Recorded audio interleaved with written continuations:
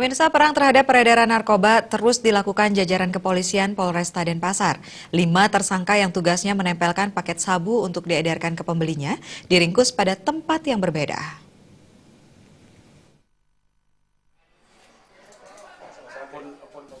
Upaya pemberantasan peredaran narkoba terus diupayakan jajaran Satuan Narkoba Polresta Denpasar. Di bawah komando Kasat Narkoba, Kompol Igede Ganepo kembali meringkus 5 pengedar narkoba yang berasal dari berbagai profesi pekerjaan. Awalnya meringkus YK 26 tahun di Jalan Gunung Guntur Denpasar. Dari tukang las ini disita 6 paket sabu siap edar.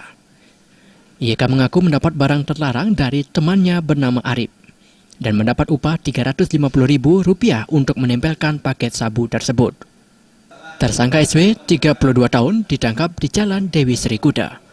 Pria yang keseharian sebagai guide ini kedapatan memiliki 1 paket sabu yang diakui didapat dari temannya AJ, seorang narapidana lapas Kerobokan. EM, 41 tahun, ditangkap di Jalan Tulat Barito.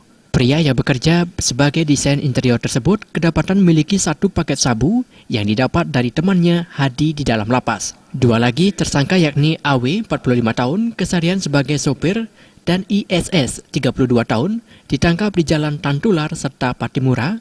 Kedua memiliki 1 paket sabu. Para tersangka mengaku mendapatkannya dari para narapidana yang ada di dalam lapas.